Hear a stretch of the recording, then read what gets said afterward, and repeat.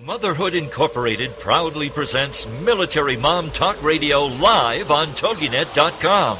Co-hosted by Robin Boyd and Sandra Beck, the owner of Motherhood Incorporated. Military Mom Talk Radio is here with a powerful platform for women to discuss their ideas, issues, and concerns with respect to the military lifestyle. Military Mom Talk Radio encourages you to share your experiences of being a military wife and mother. This show is dedicated to educating your family about the many resources that are available in both the public and private sector, and we'll be sharing helpful information from women all over the world. We'll cover everything military, from helping a family member cope with post-traumatic stress disorder, to navigating government programs dealing with family issues, to the struggles of deployment, along with being a working mother both in and out of the home. This is Military Mom Talk Radio, and here are your hosts, Sandra Beck and Robin Boyd.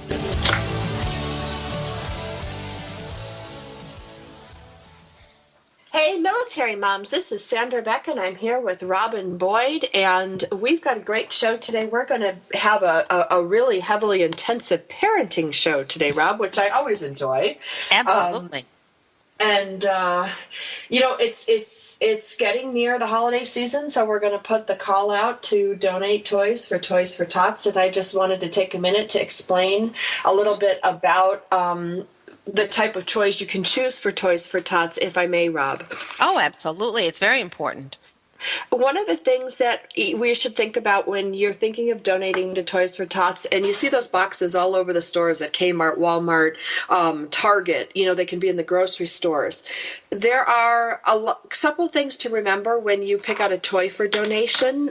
Number one, a lot of these toys go to homeless and foster care kids, so they may not have access to batteries. So when you look at a toy or a game that requires batteries, or it requires a player, those are really hard for kids because they may not have access to money or access to batteries. In fact, a lot of them don't. So number one, that's a good thing to always remember. Number two, a lot of these kids go from place to place. If they're homeless, they might be sleeping in different shelters. So to have something that doesn't require a lot of pieces, board games are really hard for kids to lug from place to place. You lose the pieces, off you go. And something that is small and portable, like I think of stuffed animals or Beanie Babies or things like that. Those are so great because for two reasons, Rob. One, they're natural to the child, but they provide comfort, but they don't require any players. And then the other thing is they don't have any street value. Kids can get hurt a lot because of the Christmas presents we give them or the holiday presents we give them because somebody's going to take them. And I think about certain Pokemon cards or things that have trading value cards.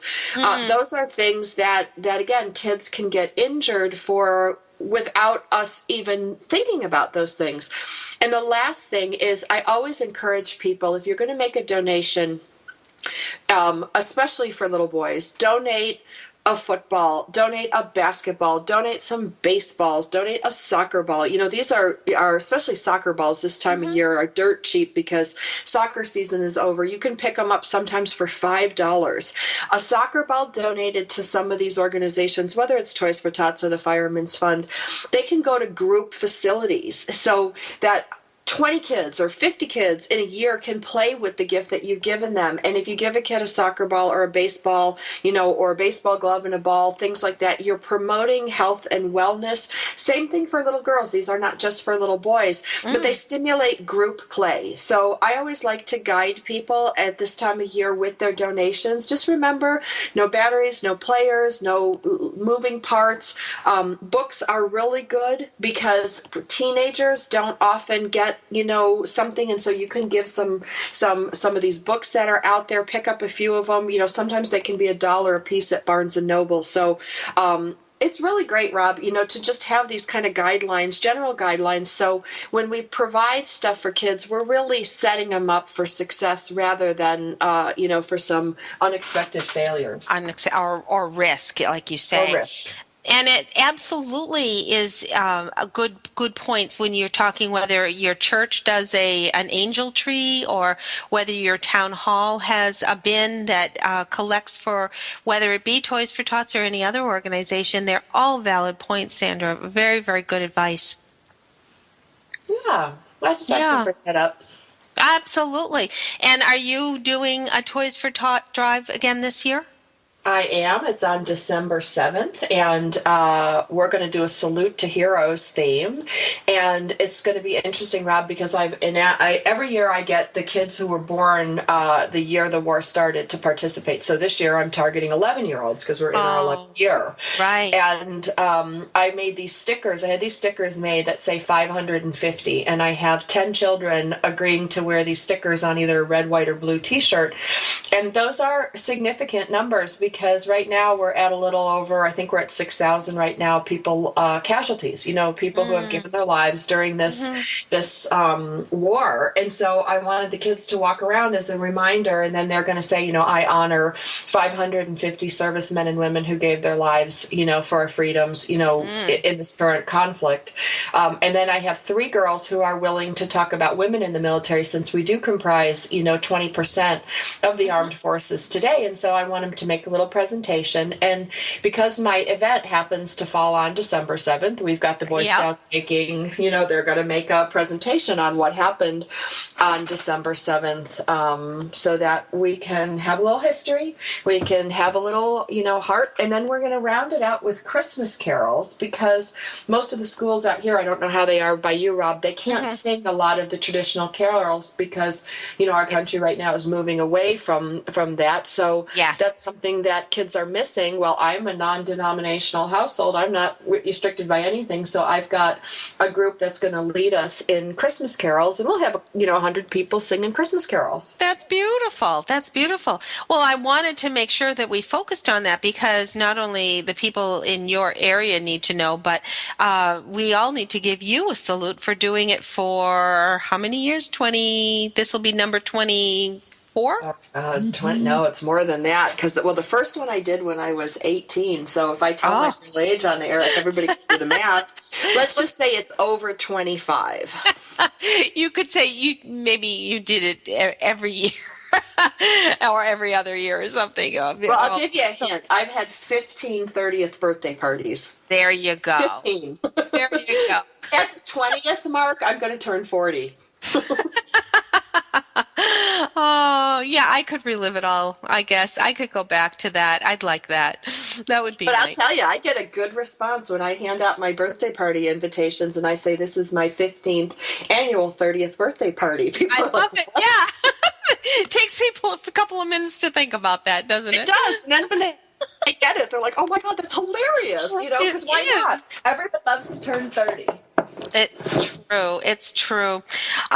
Before we go too far, I did want to bring up that this month, November, is Military Family Appreciation Month. And I happened to see quite a nice bit of information on military.com, which gives a little description of the basis of it. But throughout the month of November, military families who are serving around the world are honored through a variety of observances and recognized for their commitment. So it's very important that we honor the family. We've said this over and over and over again, Sandra, that it's not just the troop who is serving, it is the whole family who is serving.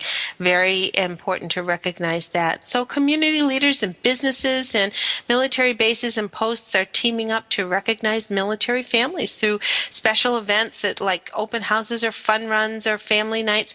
All of these are, of course, going to be a little different across the country, and as we find out more information about various events, we'll definitely share them.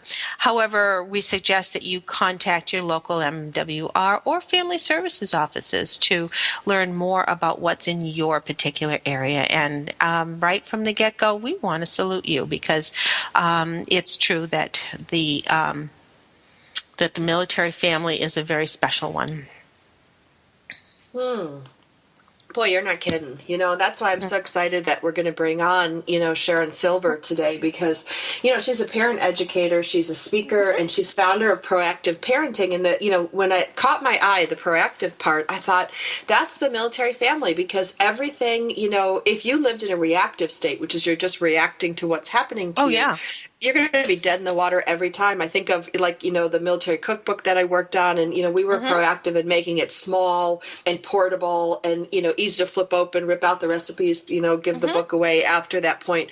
We were really proactive in a lot of these things, and so I think proactive goes naturally towards the military lifestyle, because you have to, you can't acquire a ton of stuff and then PCS move, and you have to get rid of all of it. So you really have to be proactive in a lot of the lifestyle, including parenting.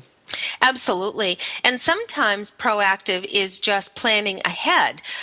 Sometimes it means if you know that you've got a long day ahead, you've got to remember your child's pace, not necessarily your pace. Or if your child is asking you something, sometimes it means that there's something else underlying. So being proactive is being able to read between the lines beforehand. And I know Sharon's going to share an awful lot of things with us as far as rather than being reactive, because one of her books, which I think is wonderful, she has a book called, hold on, I'm trying to pull it up because I've got a couple of things on my screen.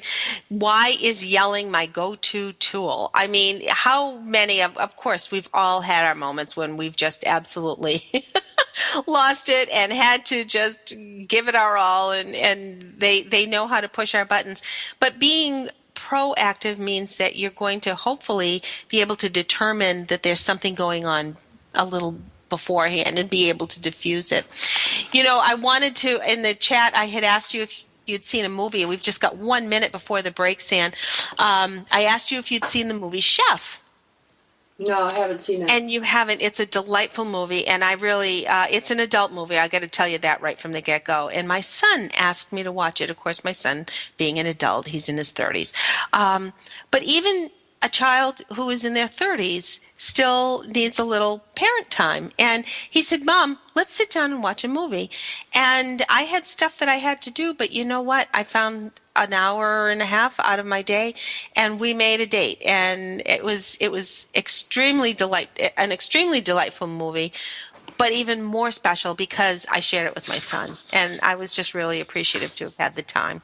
So I do want to talk more with Sharon about it. We've just got a couple of minutes. Sharon Silver is an educator, an author, a speaker, and a blogger, and she blends her certifications in parenting with research-based early childhood development and her 29 years of teaching practical parenting skills to help parents focus on raising kids, not just correcting behavior.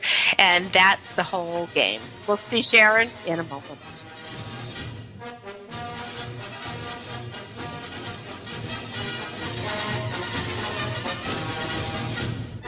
Are you a military mom looking for help in dealing with the system?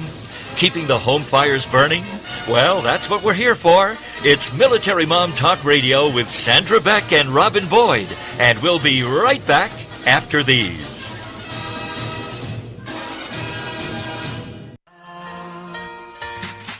Do you want to get a contact high? Tune in for fun, inspiration, and motivation every Friday at noon Eastern Standard Time. Learn how to maximize your mojo and just say no to the status quo. Get inspired and motivated by a fun-loving coach who knows what it's like to get through this thing called life. With your High on Life coach, Audra Irwin, each Friday at 11 a.m. Central Standard Time and 12 noon Eastern.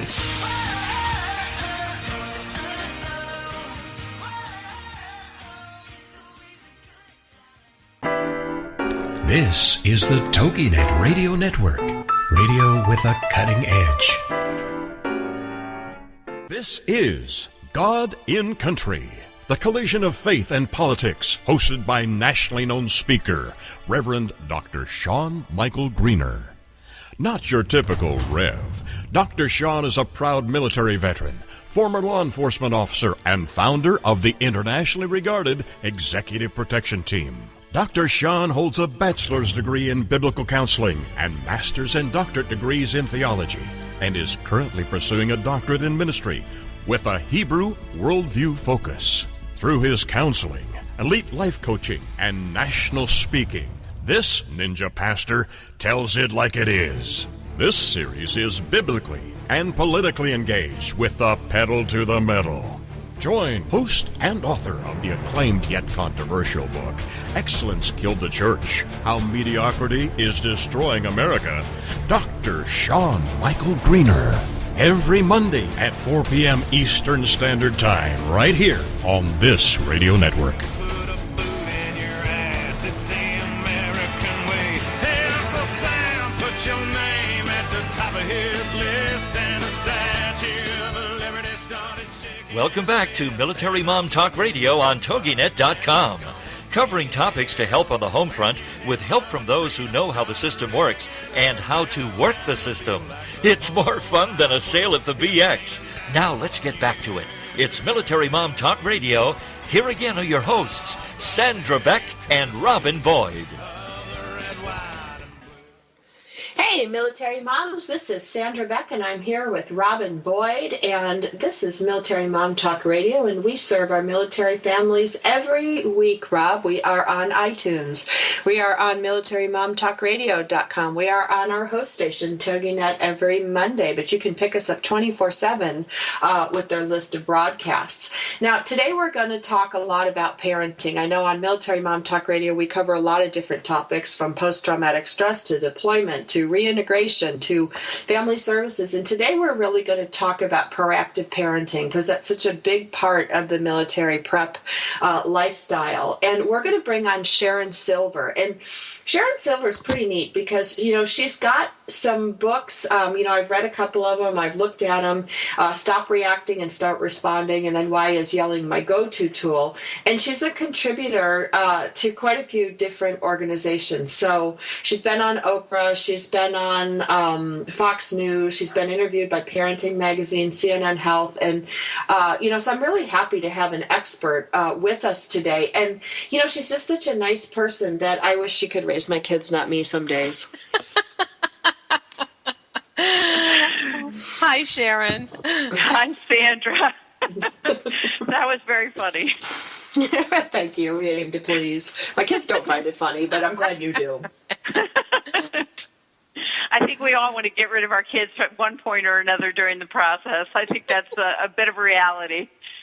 Well, and Sharon, let me ask you something, because, it's funny. Over the years, I've been on the radio, and I'm always the one to point out, I'm like Bad Luck Schleprock sometimes, to point out, the dark cloud. But, it is tough, and everybody says, oh, it's the toughest job you'll ever love. Well, there are days where I'm like, I hate being a parent. I don't want to do this anymore. There is no break. And granted, I'm a single mom and a company owner, and my kids are elementary school age, and so I get a large dose of, well, I'm going to go live with my dad, and you can't do anything about it. And then I just say, no, you're right, I can't. And it's really tough. And, you unearth this loving, confident, calm, and good parent.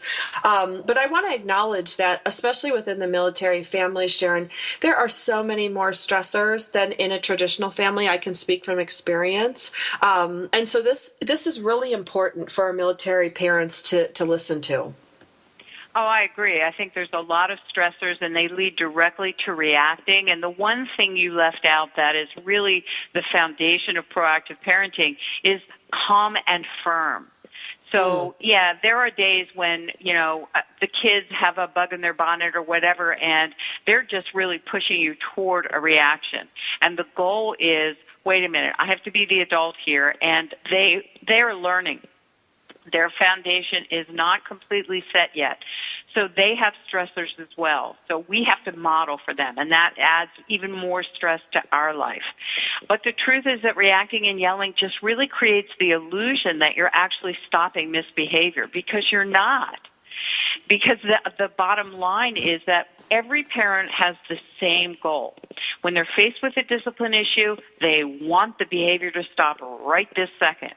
But when you're not faced with a discipline issue and you're not in that stressor, we all pretty much have the same goal, which is, I want my kids to learn better behavior. So in order to respond, what you want to do is you want to stay focused on the goal of teaching your child about behavior. Because the bottom line is, emotional reactions and yelling take over the correction messages. And your child just ends up focusing more on the fact that you're yelling at her and less on the correction that you're trying to make. I think it's so important too that we go beyond the take 3 breaths. I think there's always a reason why a child is lashing out, and it could be just pure frustration that the child has no other way of expressing something else that's underlying. And getting to the bottom of that is the biggest challenge of all. Well, I think that you've hit the nail on the head, and that is really what my focus of proactive parenting is about, and what the book Stop Reacting and Start Responding is about, is let's pull off the covers. Let's not look at the end result. The end result is the misbehavior. There's a ton going on that motivated the misbehavior, and that's where I make the statement that misbehavior is not a bad thing. It's a learning thing. It's a red flag that your child is sending up, trying really hard to say, hey, I need some help here. And so if, as a parent, you're classifying your child's behavior as bad, you have no choice, because it's just how human beings are wired, to unconsciously lean more toward reacting and punishing. But that creates that emotional block between you and your child, and now you're back to reacting and focusing on the end result. So what you want to do is you want to sort of find ways to respond, stay calm but firm, and say, let's look at what's motivating this. And we'll get to how you express that motivation in a minute. And that creates a bond between you and your child. Well, can I just say something that I'm going to flip around the opposite too? Because, as someone who is in a high conflict divorce and, parenting is really challenging for me some days, Sharon, I have to apply what you just said to me too. Like, it's not just all about the child and the child's needs and what they need. When I feel myself ready to blow, like, you can finally feel it boiling up in your chest, it gets to your neck, and then your head starts getting really hot, and you're like one of those Looney Tunes, like, woo, the whistle's ready to go. And blow up. I have to do the same thing that you talked about, like with the child. Like, it's a twofold thing. I have to look at, go like, oh my God, red flag, Sandra, you're ready to blow. Like, I need some help here. I need to stop reacting. Like, it's like I have to do that first and then get myself under control, which is why I will say to the kids, look, guys, I've had a really bad day. I can't deal with this right this minute. Just give me 5 minutes. And then I'll walk in the kitchen, make a cup of tea, like breathe myself out of my lunacy, and then come in and deal with their lunacy. Because, like, especially in high conflict, like parenting, co-parenting situations, there's conflict every day, all over the map, from all these different stressors. Then you add in military into the mix, and no stability, constant change. It's a recipe for conflict on every level. Oh, absolutely. And I think that that's something I really appreciate, that you flipped it toward the parent, because just like they say, and this is standard, on the airlines, you have to take care of yourself first, but it's really true. What do you have to give if you don't take care of you? But more importantly, instead of us feeling guilty as moms when we have to take care of ourselves, remember, we're showing our children in action what you're supposed to do. You're supposed to say, wait a minute, I'm going over here. I'm going to take a minute. That shows the child that when they get like a Looney Tune and steam is blowing from their head, that they're supposed to say, Mom, wait, give me a minute. And, one of the things that is the biggest trigger for parents, especially in the military, maybe not especially in the military, but I say parents in general, is disrespect. And that's a trigger that will cause parents to go into the reaction mode in 2 seconds flat. And I want to make sure that all the people that are listening get my 2 magic words that will stop disrespect. But not only will it stop disrespect in its tracks, but it gives a parent a moment to do that breathing instead of going into the reaction mode. And the 2 words are, try again. So, notice that I'm being very calm here, but I can also be very firm, which is try again. Now, my normal thing... Okay, but wait a minute. Hold on. I'm going to stop you here because now I'm confused. Yeah. Am I trying again? Am I telling the kid to try again? No, you're telling your child I need to model again. after you. Like, I'm kind of done with this stuff, so you need to show me exactly what it looks like. And if you give me the words, I will be like the dancing monkey that runs down the street and, like, does the twirl when you tell me to twirl. Because I it's like when they tell me to put on my mask first and take care of myself, Sharon, I don't know how. I have to put my mask on, but it's like when you tell me, or people say, like, well, Mom, you got to take take care of yourself. I've had 20 years of not taking care of myself because I've been raising kids. If I knew how to take care of myself, I would do it. So when you say try again, like show me a scenario what that looks like. I'm the smart mouth kid going, all right, Mom, you can't tell me what to do. I'm just going to call Dad, and I'm going to go, I'm going to just get it from Dad. Right. Now, in that moment, what is your natural tendency, I'm guessing, would be, to go on the reaction trail and to start having a power struggle with the child. Don't you dare pick up that phone and call your father. It's not his time. You deal with me, and off you go. But in that moment, capture your reaction mode. Take a deep breath and take all of that stress and put it into firmness as you say, try again. And then you go silent. And what happens is that your child really feels that silence, really feels your firmness, and goes, uh-oh, I better listen. So you want to capture your reaction and deliver it for women, we tend to raise our voice up an octave whenever we're upset. Now we sound shrill and we're shrieking.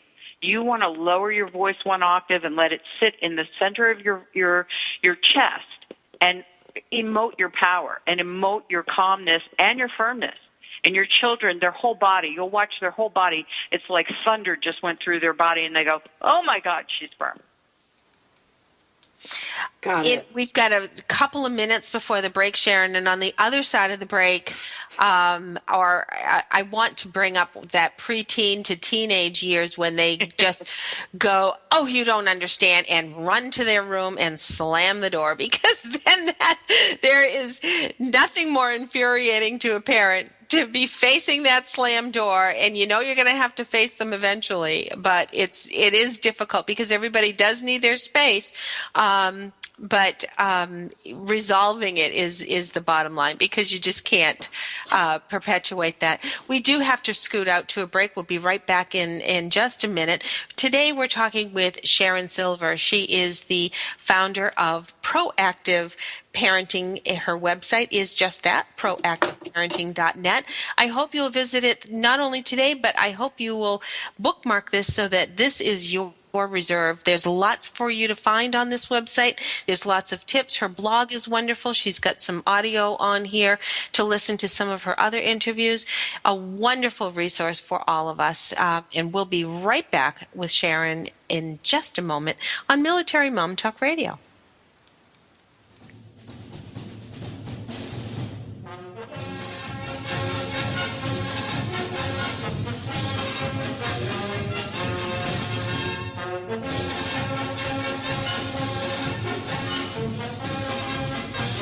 Are you a military mom looking for help in dealing with the system? Keeping the home fires burning? Well, that's what we're here for. It's Military Mom Talk Radio with Sandra Beck and Robin Boyd. And we'll be right back after these.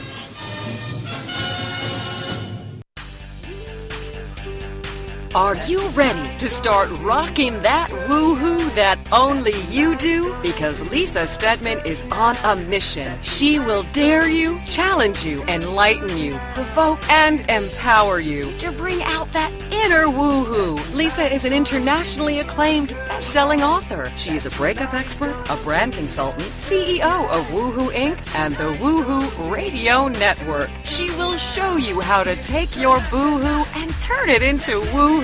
Get rebellious and get real. Get your dreams off the back burner. Get inspired and motivated to take action. Start rocking that woohoo that only you do in love, life, and business. She is going to be here for you every Wednesday at 1 p.m. Central Standard Time. Only here on the Woohoo Radio Network. This is the TogiNet Radio Network, radio with a cutting edge. Are you fascinated by the stories behind the stories, the people behind their masks, the truth about people's failures and redemptions in both their business and personal lives? Then Off the Record Secrets of with host Judy Schreiner is for you. It's people's secrets that make them interesting, but very few folks are willing to reveal them unless they trust that their information will be treated with accuracy, fairness, and respect. People have been entrusting their secrets to longtime business journalist Judy Schreiner for the last 25 years, and now she's bringing her expertise and impressive contact list. Tune in and call in as host Judy Schreiner talks to guests off the record as they reveal new secrets each Tuesday at noon Eastern, 11 a.m. Central. 'Cause there ain't no doubt I love this land. God bless the USA.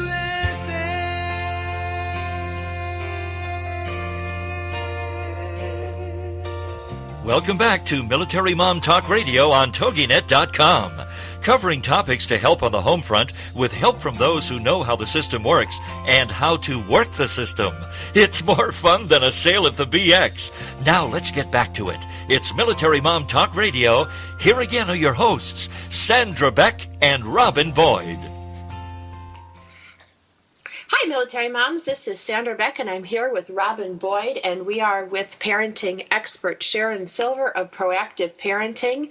And Sharon, you know, the divorce rate in the military is really high. Sometimes I hear it as high as 70%. So a lot of the people listening today might be in the process of divorce, struggling with blended family issues, pile on all the challenges of the military on top of it, and you've got some really parenting in the trenches things going on here.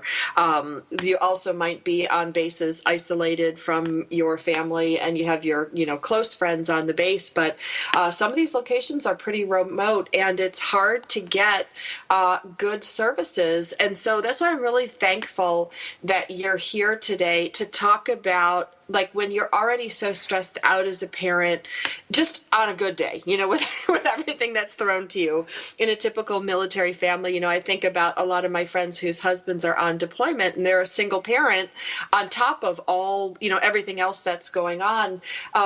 It's so much stress for the mom, especially raising the kids, taking care of everything. And then you kind of got to deal with, Sharon, when your partner goes away on deployment, you adjust, then they come back and you got to adjust again. And then you might even move to a different location while your spouse is away. So the stuff you're talking about is so vitally important. What is your best advice for parents? I mean, I think they should buy your book. I think they should sign up for your newsletter, all those things. Call you personally, I don't know, in the middle of the night, whatever you want. But Don't call me in the middle of the night, but you can set up a coaching session. Oh, yeah, that would be me. Like, Sharon, I can't do this anymore. With all that stuff going on in there, like, can you give us a language? Like, because this is one of the things I struggle with, and I know my friend down the street who's an Air Force mom struggles with the same thing, because we were talking about, like, how we're just so ready to blow with soccer season and everything going on, and then the school had a half day, and there just wasn't enough for us to go around with our kids. And what kind of languaging would you use, like, when you're ready to go sideways? Like, do you just say, kids, I need a minute? Like, I want to yell at you, but just wait. Well, I think you bring up a really good point. I think that, I'm a child of divorce. Now, I don't think that it's the same as being in the military for any for any reason, because those stressors are just piled on and piled on and piled on. But so I see it from the child's point of view as well as from being a parenting expert. And the one thing that I would say is, regardless of what happens in life, what you need are your boundaries and your values to accompany you everywhere they go. Because the truth is, that's what surrounds you, that's what brings normalcy, that's what brings comfort. So when you say things like, try again, that means, I understand you started a new school today. You don't like it. You want me to pay for the fact that you're uncomfortable. So you've come home and you're picking a fight with me. But I'm going to hold the boundary, which sets the child back to himself. You want to think about it as the child has left their center. They've left what's normal. They've left what's comfortable. So the reaction is the red flag saying, I'm going to pick a fight with you because I hate you right now. You made me go to yet another school. And then when you set up the boundary, when you use these words, when you use the terms, and there's tons of them in the book, then the child goes, okay, it doesn't matter where we are on this planet, my parents still the same. They still have the same expectations for me, and they still talk to me the same way. And that brings them back to themselves, and that brings them back to comfort. So now when I'm sorry, Rob, this is like my free parenting hour. So because I'm struggling with so many of the things Sharon is talking about. I've got an 11-year-old that'll fire back at me, and I just know that this is going to be next. When I say try again, when I do this the first time, and he's like, well, what does that mean? What do you mean try again? I'm the monkey on the street dancing for coins. So tell me what to do. Like when he says, what does that mean? What do you mean try again? What do I tell him? Okay, in the beginning, when you do this the first couple times, you bring up a great point. You're going to have to explain it. So you say, son, I don't appreciate being spoken to that way. So when I tell you to try again, I want you to restate what it is you want to say to me in respectful terms. And I will continue to say, try again, until I get that respect. And only then will we talk.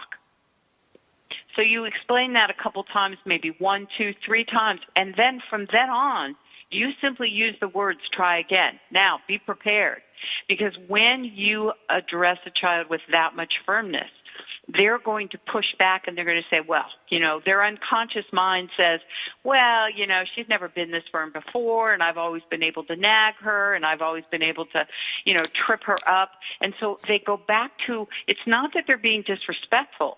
What they're doing is they're going back to what is habitual, what has been before. You're introducing something new, and what has worked before.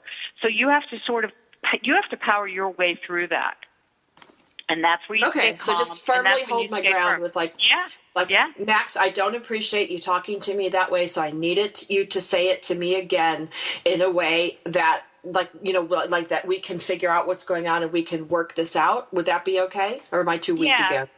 I would think that that's a little bit too much information in the moment when a power struggle can react. Okay. When it can flare up. So you just want to say, I'd like you to say it again in a more respectful way. And then once the child gets it and they restate, then you say, look, I understand that you're upset. I understand that this is going on, and that, I want to talk to you about that. But I will not talk to you when you're disrespectful. So just know that from now on, if you're disrespectful, I'm going to say try again, and then we'll talk. Okay, because I'm going to use this today because my kids are coming home from their dad's house from the weekend. Rob, you should see my desk. I've got all these Post-its. Okay, try again. Don't forget to say try again. Because I'll put that on my fridge. I'll put it on my phone because you never know where the kid's going to come, and you don't want to be caught unaware. So I just made 5 Post-its to put one on my fridge, one on my phone, and I'm going to carry it around with them because the blow-up's going to happen, and that way I know I've got a strategy. And for parents out there that, we're stressed, we're busy, whatever, write try again on a Post-it, stick it to your cell phone so that the next time you guys get in an argument, you do the try again technique. Absolutely. And, I also want to address what the other person asked me. I forgot her name. I'm sorry. Robin, that's what I was going to wrap around, because what about that slam door? Talk about disrespect. Yeah. I mean, that is perfect. I mean, the segue is just perfect because you get to a teenager. And the one thing that I think parents really need to understand with regard to child development is that there's a certain point at which your child's unconscious has basically taken all the information that they can get from you, and the focus changes to the peer group and changes to the outside world. That's around the time that you're talking about with a teenager, where now all of a sudden, I don't care what you say, Mom, you don't know anything, you don't live in, my day-to-day reality, I'm going to slam the door. You don't know, Mom, you don't know. Yeah, you don't know how it is for me, Flashback. Mom, what do you know? And what you want to understand here is that you want to honor that, and you want to respect that, and you want to say, no, I don't know. And what I want to do is I want to show you how we're going to talk about this. We have to be able to talk openly so that I can help you find your personal triggers and how to work with this problem solving. And what you're basically doing is you want to create the critical thinking sequence that's used in problem solving. And you can't do that when you've hit the emotional block of, what do you know? So you want to say, I'm right here. Come talk to me as soon as you're ready to listen. Give him back the power to come to you. You have to really understand that misbehavior is an opportunity to teach your child. So you want to ask them questions. How do you think I feel when you behave that way? How do you think I'm going to react when you behave that way? What do you think I'm going to say? And always let them know. My teenager, when I asked him, because I'm much older than you think I am, and my children are fully grown.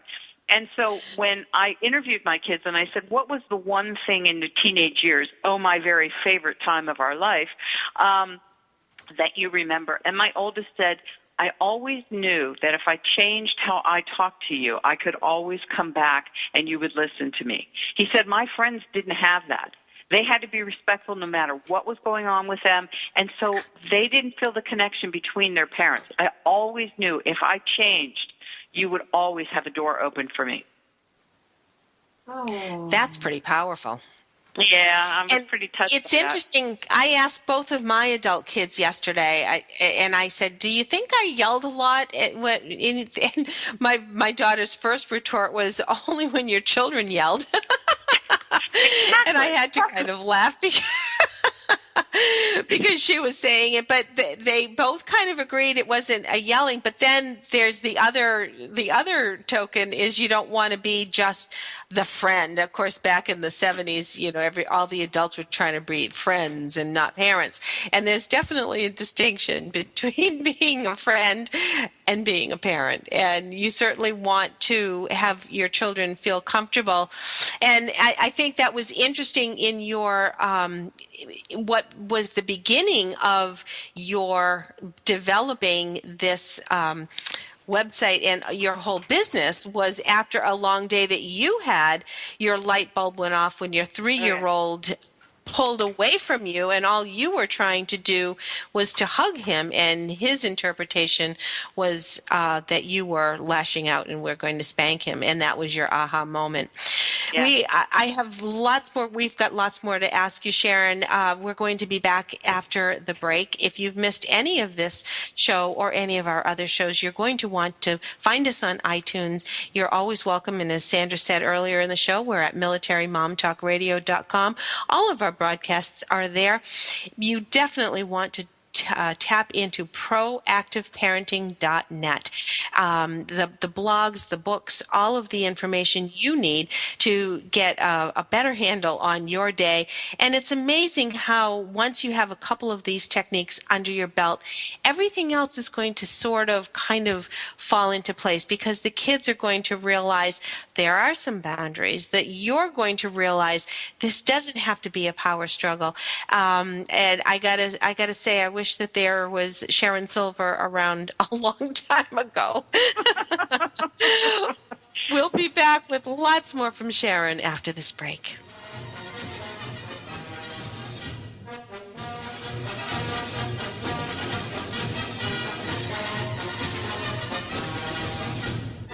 Are you a military mom looking for help in dealing with the system? Keeping the home fires burning? Well, that's what we're here for. It's Military Mom Talk Radio with Sandra Beck and Robin Boyd. And we'll be right back after these. If you're ready for a big change in your work, your career, your happiness, your life, it's time for the $1 Million Mindset with Marla Tabaka. Monday afternoons at 2, 1 Central on TogiNet.com. Marla believes that with the right mindset, anything is possible. Join us as successful life coach Marla Tabaka inspires you and her clients to explore, discover, and live your dreams by developing what she calls the $1 Million Mindset. Marla will inspire you to take action on your dreams and reveal secrets to success that will help you realize your own unique power. Tune into the $1 Million Mindset for heartwarming stories with Marla Tabaka. Learn tips and tricks to building a successful business and unlock the secrets to creating a happier, more balanced life through abundant thinking and attraction power. For more information on the $1 Million Mindset, go to our website, marlatabaka.com. That's MarlaTabaka.com. It's the $1 Million Mindset with Marla Tabaka. Monday afternoons at 2, 1 p.m. Central on TogiNet.com. This is the TogiNet Radio Network, radio with a cutting edge.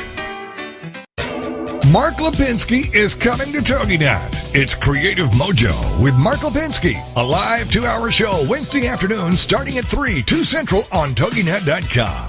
Creative Mojo. It's fun, entertaining, informative, inspirational, and illuminating. Lipinski has worked on such shows as Oprah, The View, The Joan Rivers Show, and Ricky Lake. He's busy, but he's got the drive to share with Creative Mojo, dedicated to the modern crafter and crafting lifestyle. Dive into the info and enjoy everything from celebs to entertainment news to recipes, quilting and needlework, knitting, painting, woodworking, Christmas crafts, and so much more. This show boldly encourages you to discover and harness your own creative spirit by living creatively every day. For more on Mark and the show, check out marklipinski.com.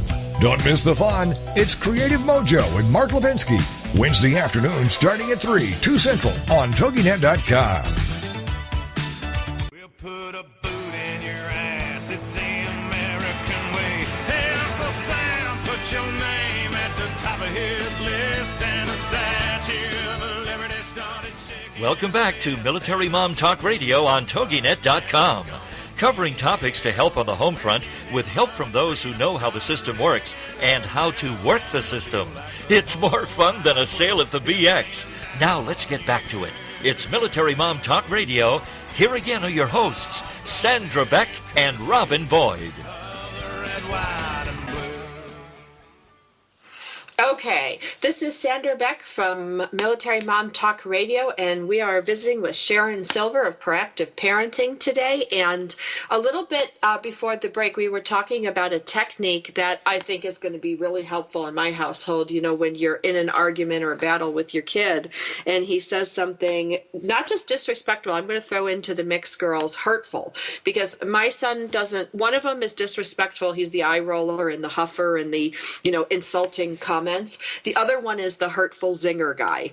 And so I think it'll work for both, you know, hurtful behavior or disrespectful behavior. But I wanted to ask you, Sharon, because one of my friends is listening to the show today, the one that we were talking about, you know, blowing a gasket earlier on. And she texted me and she's like, ask this lady, how do we change it? Because she has 4 kids, and she's got a, you know, 5-year-old, she's got an 8-year-old, she's got an 11-year-old like mine, and a 14-year-old. So the try again I can see working really well with the 11-year-old, you know, the way you languaged it. How do you do it with the 5-year-old, or do you just use the same, you know what I mean? Because they're not going to get it. Like, how do you use this for smaller disrespectful? Because I'll tell you, like in the lineup, you know, like my first one at 5 was not as disrespectful as my younger one is, because he learned how to be disrespectful from his older brother. So we see that pattern of repeat behavior, you know what I mean, in the siblings. So how do we language that try again thing? I get the try again, but can you give me the languaging and give Sharon the languaging for what to say to her 5-year-old versus her 11-year-old and her 14-year-old and her 8-year-old? Like, how does that change? Well, it does change, but the first thing I want to really focus on, and I promise to get to this and hold me to it, is that I want everybody to sort of change the way that they view disrespect. I want you to see that there is a possibility, and entertain the possibility, that some disrespect is absolutely developmentally motivated. And if we attack every single thing that we see, like the eye rolling or the heavy sighs, and we address everything, we are basically writing the script for the future. We're telling our child, this is how you can really irritate me. So go ahead and do that eye roll thing. Go ahead and take a deep sigh, and you know that's my trigger, and I'm going for it. But the truth is, if you let it slide in the moment, and you do not identify it as being disrespectful, it will go away. It disappears, because that's not something that you have attached meaning to. So the more you attach meaning to these things, the more you're writing the script for, oh, this is what really makes mom mad, and I don't know how to do that, and I don't know how to do this. So that's one thing that you want to really focus on. The other thing is that you want to really look at what are the dynamics of a power struggle. And that's really where a tremendous amount of headway can be gained here. And I'm not going to forget about how to language this. But I want you guys to imagine a rope. It's just a regular rope, and the parent's holding one side and the child's holding the other side of the rope. When the child argues, he pulls the rope over to his side. When the parent reacts to the arguing, the parent is pulling the rope over to their side. It's like a tug of war going back and forth. But what we forget when we get into a power struggle is that the rope actually represents our relationship, and it's being pulled tighter and tighter and tighter. And the more arguing we do, the more the relationship is out of alignment. And what eventually is going to happen is that there's going to be frays in the rope, and that's our relationship. It's being damaged. So as a parent, what you want to do is you want to say, okay, so my 11-year-old does the eye roll thing. You know, he's not going to do that for the rest of his life. So I'm just going to let that go. And I'm going to say, I would prefer that you talk to me instead of tell me that you think I'm crazy by rolling your eyes. You want to drop the end of the rope, drop your end of the argument just for a moment. Because if you use the image that I've given you with a rope, if when the child pulls on that tug of rope, you drop it, there's no argument there. Now the child's going, uh-oh, I'm in trouble. That's where you gain your calm, firm stance. Okay? Now, when you have a 5-year-old, an 8-year-old, an 11-year-old, and a 14-year-old, yes, you have to change the way that you say this. For a 5-year-old, say, that's not okay. You know that's not okay. Please try again.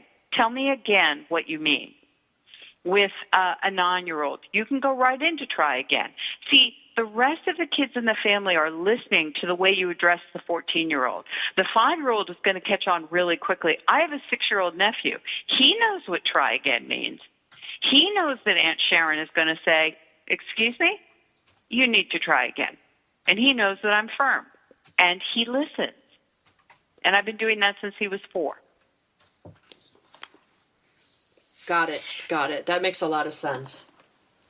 I think, Sharon, too, we need to talk a little bit about maybe helping parents understand how they say things so that it isn't fueling misconceptions on the child's part.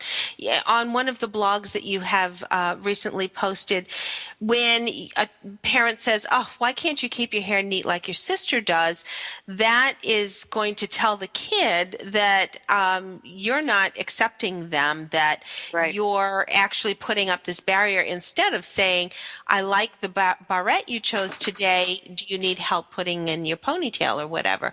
Right. I think there's so many times that our lives are so busy that we forget that we need to step back and maybe have a conversation once in a while with our kids, and to maybe be careful on how we're even saying anything off the cuff. Just as I said in the beginning segment, my son asked me to watch a movie with him. He's 31 years old. We still have time to sit and talk because that's important. Yeah. Absolutely. And I think that it's like walk a mile in your child's shoes for a second here and really think about, would you appreciate somebody saying to you, oh, why can't you dress like your sister? She's always so well put together. What is that going to do to you? You're going to feel that dagger go inside. So why would you want to send that dagger to your child? I know we're busy. I know we're stressed. Believe me, I know. But that's why I wrote Stop Reacting and Start Responding, because parents have told me for so many years, would you just please write it down? So what I did is I came up with 108 different ways, different issues that parents face every single day, and ways to reframe it and take it out of the reaction mode and into the responding mode.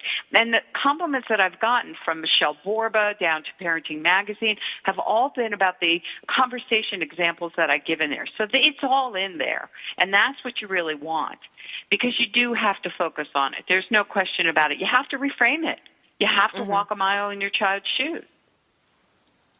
And I have to also say, and of course, my kids are 29 and 31.